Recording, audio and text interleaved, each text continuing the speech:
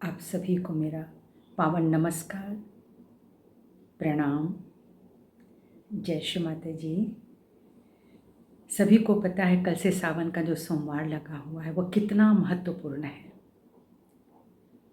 हम सभी जो भी सनातनी हैं वह श्री शिव की महिमा को बखूबी जानते हैं। लेकिन आज बस मैं इतना ही कहना चाहती हूँ कि पहले तो हम ये समझें कि ये सोमवार सावन का इतना महत्वपूर्ण क्यों होता है और यह श्रावण मास इतना महत्वपूर्ण क्यों होता है। दरअसल सोमवार का जो दिन होता है वह भगवान शिव का ही दिन होता है। सोम अमृत है, चंद्र का एक समय होता है जो जल से भरपूर होता है। चंद्रमा का प्रतीक ही होता है शीतलता, व जल से भरपूर। और चंद्रमा की नाड़ी पर ही हमारे हृदय पे भगवान शिव ने अपना स्पंदन प्रदान किया है, यानी अपने को मैनिफेस्ट किया है। और ये मानते हैं कि जो सावन का महीना है, इसी महीने में जो चर्निंग हुई थी, जो रस्साकशी हुई थी, जब हलाहल विष निकला था, उस समय भगवान शिव ने ही उस हलाहल विष को पिया था। 14 रत्न जो निकले थे वह सब कुछ तो देवी देवताओं ने लिए, उनको दिया गया, लेकिन विष कौन पिए? तो उस जो प्रथम निकला था उस विष को भगवान शिव ने अपने कंठ में रखा था, उसे पी लिया था और उसे नाभि तक हृदय उतरने नहीं दिया था। कंठ चूँकि विष के कारण नीला पड़ गया, इसलिए उन्हें नीलकंठ भी कहा जाता है। और जब जो विष की जो गर्मी थी, जो तेजी थी, उसको बचाने के लिए सभी देवताओं ने उनके ऊपर जल की वर्षा की थी। इस जल की वर्षा से शिव जी का जो विष की जलन थी, जहर की जो जलन थी, वह शांत हुई थी। इसलिए इस मास में यह परंपरा बनी हुई है कि शिवलिंग पर जलाभिषेक, दुग्धाभिषेक किया जाता है विशेष तौर से। यूँ तो हमेशा ही करते हैं, हर मास में ही करते हैं, लेकिन श्रावण मास इसलिए महत्वपूर्ण हुआ था। अब कहना बस ये है कि हम लोग जो मनुष्य हैं वह प्रतीक रूप में तो अपने आप को पूरी तरह से डुबो देते हैं। जो भी प्रतीक हैं, हमने कोई चित्र बना लिया, हमने कोई मूर्ति बना ली, हमने कोई कहानी सुन ली, हम उस परंपरा को आगे बढ़ाते हैं। अब इस परंपरा का अर्थ क्या है? क्या वाकई हम लोग शिव जी को प्राप्त कर चुके हैं? क्या वाकई हमने इस दुनिया के जहर को निगल करके अपने कंठ तक रखा है, उसको अपने हृदय, अपने नाभि तक नहीं आने दिया है? क्या उस विष की जलन से हम बच सके हैं? क्या हमने स्वयं को शिव की अनुभूति करके अपने ऊपर उस अमृत प्रेम की जल वर्षा की है? हम सिर्फ वो करते हैं जो किया गया था, वो उन्हीं के ऊपर किया गया था जब वह समय था। लेकिन आज समय बदल गया है। शिव जी का जो प्रतिबिंब हम सब लोग हैं, उसको संभालने का अब घोर समय आ गया है। हमें शिव जी की महत्ता अपने भीतर उतारनी है। हम कब कहेंगे शिवोहम? हम केवल नाम लेते हैं, हम मंत्र जप लेते हैं, उन मंत्रों की सिद्धि अभी तक हमारे अंदर नहीं पहुंची है। मंत्र की सिद्धि होती है कि जब हम इस नाम को जपते हैं, शिव जी के नाम को, तो हमें यह समझना पड़ेगा क्या वहाँ शक्ति का भी आह्वान कर रहे हैं। बिना शक्ति का आह्वान किए शिव जी कभी फलीभूत नहीं होंगे। वह भोले बाबा हैं, वह प्रेमी हैं, वह क्षमाशील हैं, लेकिन वह माँ को बहुत प्यार करते हैं। वह शक्ति उनसे अलग ही नहीं होती, इसलिए शिव शक्ति बोलते हैं। लेकिन हम मनुष्य एक ही चीज़ पकड़ते हैं कि हमें शिवलिंग पर यह जल डालना है, इससे हमें पापों से मुक्ति मिल जाएगी। आज आपको और हमको उन पापों से मुक्ति नहीं मिलेगी जो हम जानबूझकर कर रहे हैं। अनजाने में किए गए कि तो शायद नाम से मुक्ति मिल भी जाए, पर नाम तब सार्थक होता है जब अपनी कुंडलिनी शक्ति, यानी जो हमारी कुंडलिनी शक्ति हैं, हमारी आदि शक्ति हैं, हमारी पूर्ण इच्छा शक्ति हैं, जो त्रिगुणात्मिका हैं, जो महासरस्वती, महाकाली, महालक्ष्मी स्वरूपा हैं, उस त्रिगुणात्मिका शक्ति को जब तक हम ऊपर में नहीं लाते, अपने हृदय में नहीं लाते, तब तक शिव शक्ति का मिलन नहीं होता है हमारे भीतर, हमारे भीतर।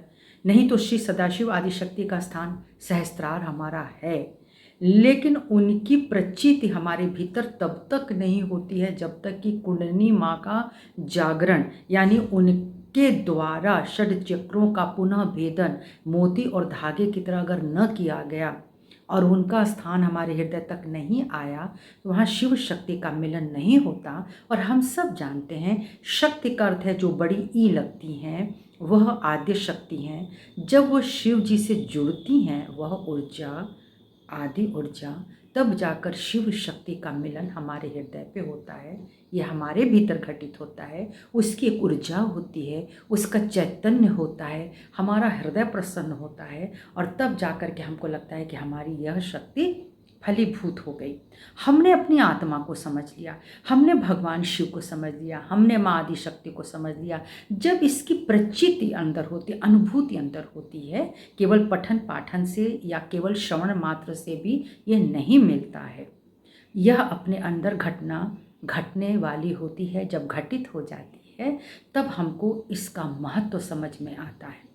तो शिव जी का महत्व निश्चित ही श्रावण मास में बहुत ज़्यादा मायने रखती है। आपने विष पिया प्रभु, आपने इस संसार को बचाया, पर ये संसार तो अनवरत चल रहा है, आना और जाना लगा है, कोई अमर होकर के तो बैठा नहीं है। शरीर तो अमर नहीं है, आत्मा अमर है। हमको आत्मा को प्राप्त करना है, हमको अपनी अमरता को प्राप्त करना है। इसलिए जब हम इस माह में शिव जी की प्रतिष्ठा करने बैठे हैं, हम उनके चिंतन में बैठे हैं, तो हम स्वयं का चिंतन कर रहे होते हैं। हमारे भीतर कितनी शांति, हमारे भीतर कितना क्षमा, हमारे भीतर कितना दया भाव, हमारे भीतर कितनी समझदारी, हमारे भीतर धर्म के प्रति कितनी निष्ठा, कितनी सरलता है, यह हमें खुद ही देखना होगा। अगर हम धर्म कर रहे हैं, हम नाम जप रहे हैं, हम जगह जगह भाग रहे हैं, लेकिन हम कठोर हैं, कटुता हमारे भीतर है, हम कटाक्ष कर रहे हैं, कभी भी शिव जी प्रसन्न नहीं होंगे। ऐसे लोगों से बिल्कुल प्रसन्न नहीं होते। अब वो क्या करते हैं ये तो नहीं पता, क्योंकि उनकी एक अपनी गति है, उनकी गति को हम नहीं समझ सकते। हम श्री शिव मति को नहीं समझ सकते, हम केवल सरेंडर कर सकते हैं। मुझे ऐसा लगा कि शिव जी के जो लोग भी आराधना करते हैं वह शक्ति के बिना पूर्ण नहीं होता है, और शक्ति ही आपकी माँ कुंडलिनी है। और आप देखिए, माँ गौरा, आदि गौरा का वह स्थान है, आपकी मूलाधार अस्थि, आपकी रीढ़ की हड्डी का सबसे निचला स्थान। और यह भी ध्यान रखें, बहुत हमारी जो शास्त्रों की मान्यता है, वह जब सावन में भगवान शिव की आराधना करते हैं, सोमवार को विशिष्ट आराधना होती है, उसके नेक्स्ट दिन, अगले दिन मंगलवार को मंगला गौरी की आराधना होती है। ठीक है, मंगला गौरी की आराधना इसलिए कि एक तो मंगल का दिन गणपति का होता है, वो मातृशक्ति हैं, और सबसे बड़ी है कि वो शिव जी से कभी अलग नहीं होती हैं। जब अलग होती हैं तो फिर प्रलय होता है और तांडव होता है। तो माँ शक्ति का भी हमको पूर्ण सम्मान करने आना है। हमको यह समझ बननी चाहिए अब इस समय कि जो सहज योग है वह क्या है। वह हमारे भीतर सबसे पहले कुंडलिनी शक्ति को जागृत करते हैं। वह माँ गौरा की शरण में हमको लेके जाते हैं, इस जीव को। मैं वह नाम हूँ इस समाज में, मैं पैदा हुई, मुझे नाम दिया गया, मुझे कुछ नहीं पता मैं कहाँ से आई। जो कुछ मुझे बताया गया मैंने उतना ही सुना, मैंने उतना ही समझा। पर आज जब यह समझ आ गई है कि हमारी कुंडलिनी माँ ने हमें, हमारा प्रादुर्भाव हुआ, हमारा शरीर हुआ, 9 महीने माँ आदि शक्ति ने लगाए हमको बनाने में, 9 ग्रह की स्थापना हुई हमारे भीतर। उसके बाद जो उनकी अवशिष्ट शक्ति थी वह सब कुछ बनाते हुए आत्मा के आने के बाद, स्पंदन के बाद सब कुछ बनाया जब देवी ने, तब जाकर के इसी व्यक्ति के अंदर, इस व्यष्टि ऊर्जा के अंदर वह जाकर के जितनी भी ऊर्जा थी वह 3.5 कुंडल में बैठ गई। यह जो सर्पाकार अवस्था है, यह कुंडलिनी शक्ति जब सो जाती हैं तो कहते हैं कि उनका मुख नीचे की ओर होता है, लेकिन जब एक इंसान जागृत हो जाता है, उनकी कुंडलिनी जागृत होती है, तो वह ऊर्ध्वमुखी हो जाती हैं।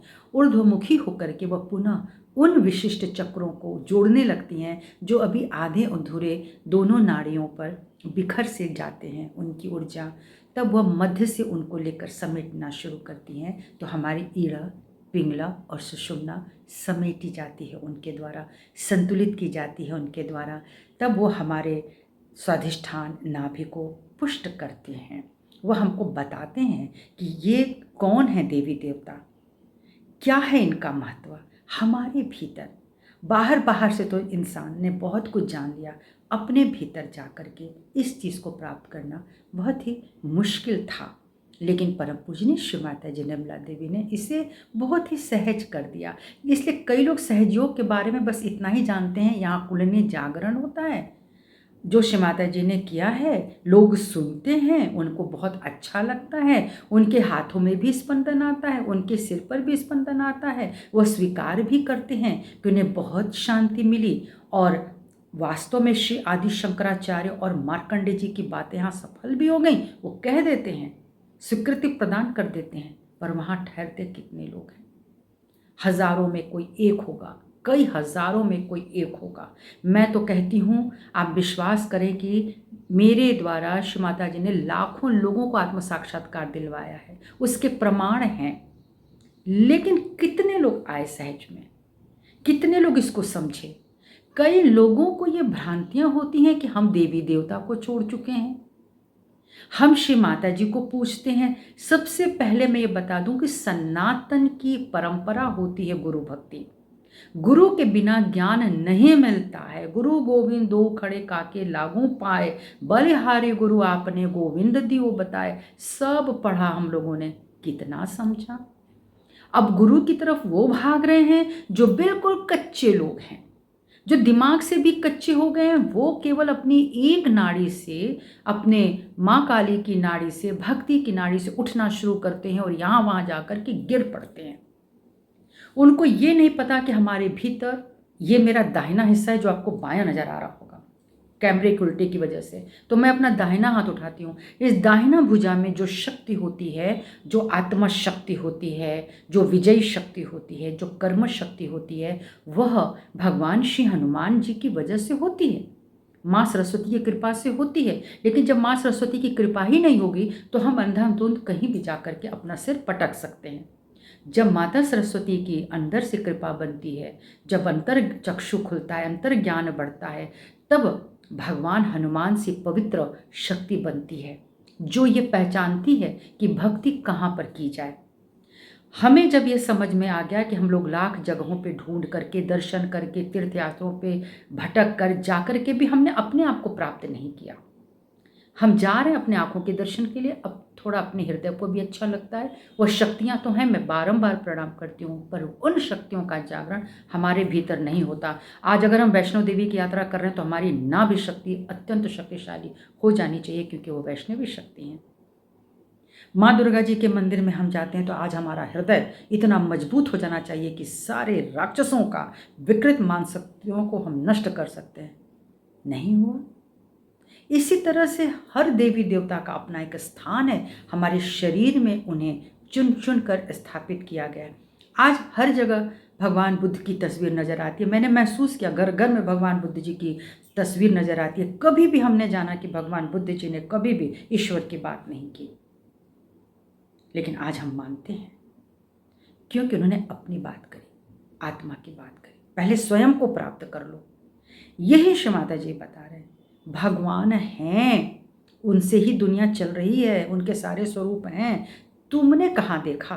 तुमने किसी को देखा? तुम आज जो मंत्र पढ़ रहे हो वो किसी का बनाया हुआ मंत्र है, तुमने उसको सिद्ध नहीं किया। तुम्हारा बनाया नहीं है, और सिद्धि अभी बनी नहीं है, उसके तरीके होते हैं सिद्ध करने के। इसी तरह से आप जिस भी ईश्वर को देख रहे हैं, आपने उनको नहीं देखा। आप अगर आपके पिता की बात कोई करे और आपने अपने पिता को नहीं देखा है, तो आप तो मान लेंगे कि हाँ मेरे पिता ऐसे ही थे। लेकिन यदि आपने स्वयं अपने पिता के शक्ति को, भक्ति को अनुभूत कर लिया है, तो आप किसी की बात नहीं सुनेंगे। आप कहेंगे कि ना वो इस चित्र में है, ना वो उस चित्र में है, ना वो इस स्थान पे, वह मेरे हृदय में हैं।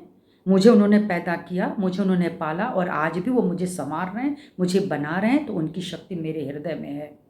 मेरा जगत है अपना।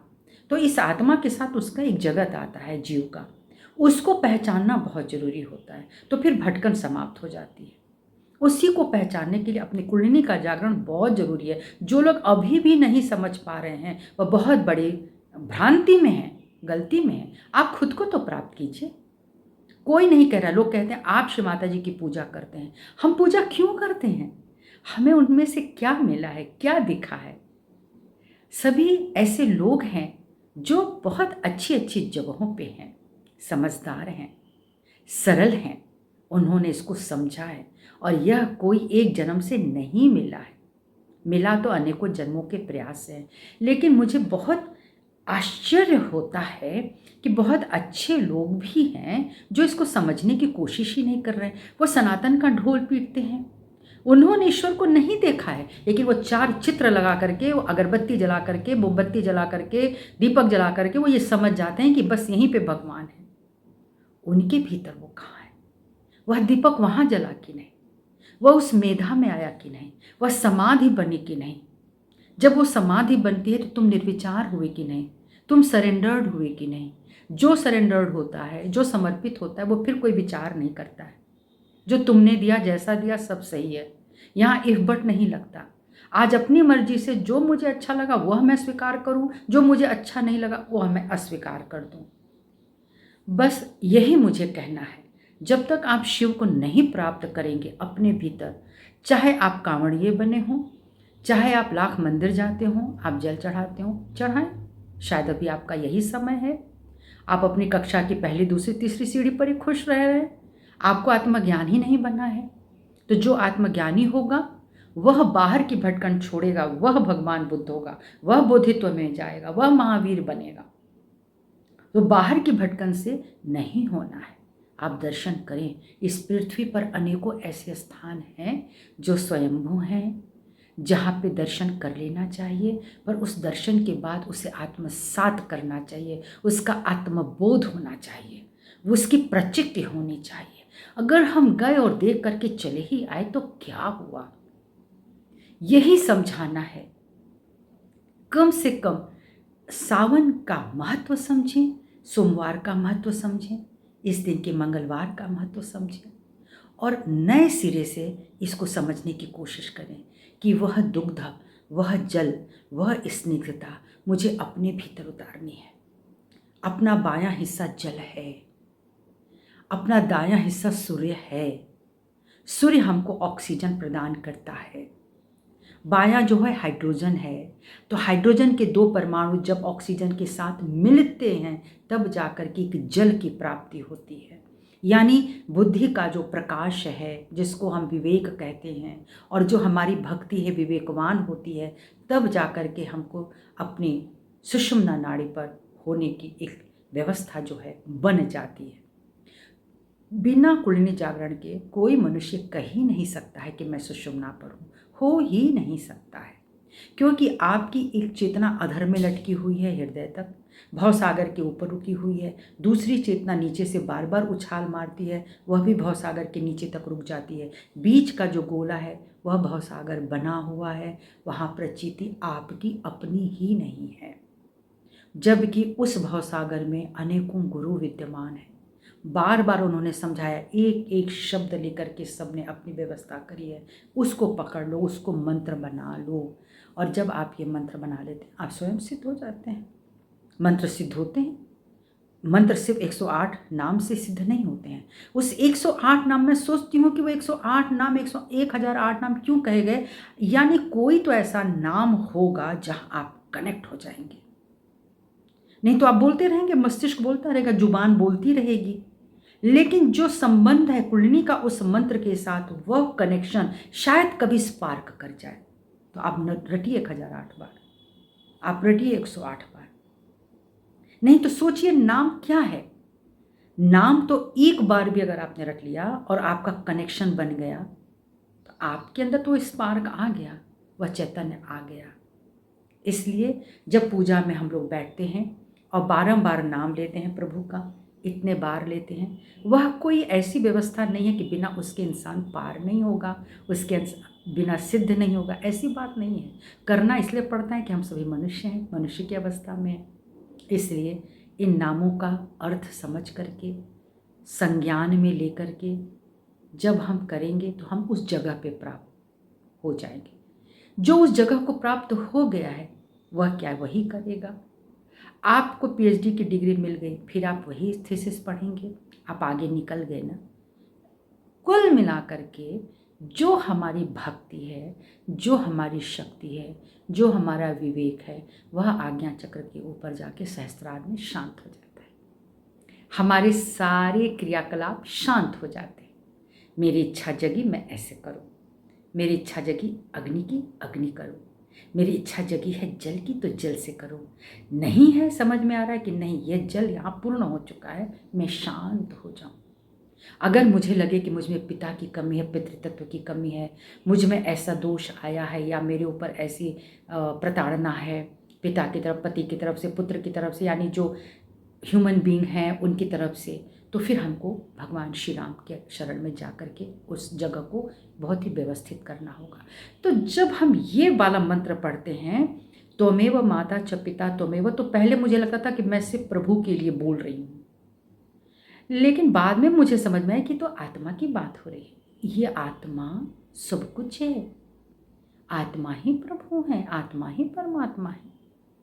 मेरा इस जीव का इस पर कितना अधिकार है? क्या यह जीव इनको रोक सकता है बाहर निकल जाने से? नहीं रोक पाएगा। इनकी जब तक मर्जी है तब तक वो इस शरीर में है और यह जीव बना हुआ है। यह समझना पड़ेगा, यहाँ तक हमको आना पड़ेगा, तब आपकी शिव पूजा संपन्न हो जाएगी, भटकन संपन्न हो जाएगी। आप जहाँ भी होंगे वहाँ एक सिर भी झुकाते हैं प्रभु शिव को, महादेव को, वह पहुँच जाएगा। यही कहना था, क्योंकि जो संस्कार या परंपरा बने हुए हैं कुछ उनको ठहर के भी देखना चाहिए और जानना चाहिए कि हम कहाँ पे खड़े। हम बहुत सारे कर्म प्रारब्ध लेकर के आज इस संसार में आए हैं। बहुत सारे लोग ऐसे होंगे जो अभी कितनी गलतियां करके न जाने कितने किस किस जन्म में भटकेंगे, पर मुझे पता है कि हमने जो कार्य कर लिए, जो हमारे विचार बन गए, जो हमारी शुद्धि बन गई, वो हमें निरंतर उन्नत की अवस्था में ले जा रहे हैं, इसमें कोई शक नहीं है। इसीलिए श्री माता जी बोलते हैं गुरुत्व की एक अवस्था होती है। गुरुत्व जो है वो एक पद है, लेकिन इस पद को कोई प्रदान नहीं कर सकता है, यह दिया नहीं जा सकता है। और जो लोग गुरु का चुनाव करते हैं वह उनकी संस्था का एक चुनाव होता है। गुरु अपने में प्रतिष्ठित है, गुरु अपने में पूर्ण है, गुरु अपने में समाधानी है, गुरु दूसरों को समाधान देने लगता है, गुरु दूसरों के कष्ट को हरने के लिए आगे आ जाता है, क्योंकि उसके पास ऐसी बहुत सारी शक्तियाँ अंतर्निहित होती हैं। उसके साधना से, उसके प्रेम से, उसके विश्वास से यह शक्ति आती है, क्योंकि वह शक्तिमान बनता है। तो गुरु आप स्वयं हैं, आप स्वयं देख लें। हर कोई देख सकता है कि मैं गुरु की अवस्था में हूँ कि नहीं। इसके लिए तो कोई पैसा नहीं चाहिए, इसके लिए किसी का हाथ खड़ा होना नहीं चाहिए। अगर आपके इर्द गिर्द लोग आपको प्यार करते हैं, आपके पास आते हैं, प्रश्नों के समाधान की कोशिश करते हैं, तो हाँ गुरु तो है। यह सब कुछ गुरु शक्ति से ही चल रहा है। शिव जी बहुत बड़े गुरु हैं। गुरु पूजा का समय है। शिव जी हमें गुरुत्व प्रदान करें, माँ आदि शक्ति इस इच्छा को पूर्ण करें। हम उनके ध्यान में हैं। ओम त्वमेव साक्षात् श्री सदा शिव साक्षात् श्री आदि शक्ति माता जी श्री निर्मला देवी नमो नमः। हे माँ, बिना आपके नाम लगाए, बिना यह श्री लगाए हम अपनी पूर्णता को प्राप्त नहीं कर पाते हैं। ये हमारा संपुट मंत्र है और इसी मंत्र के द्वारा हम मंत्र की सिद्धि करते हैं। सभी को मेरा प्रणाम।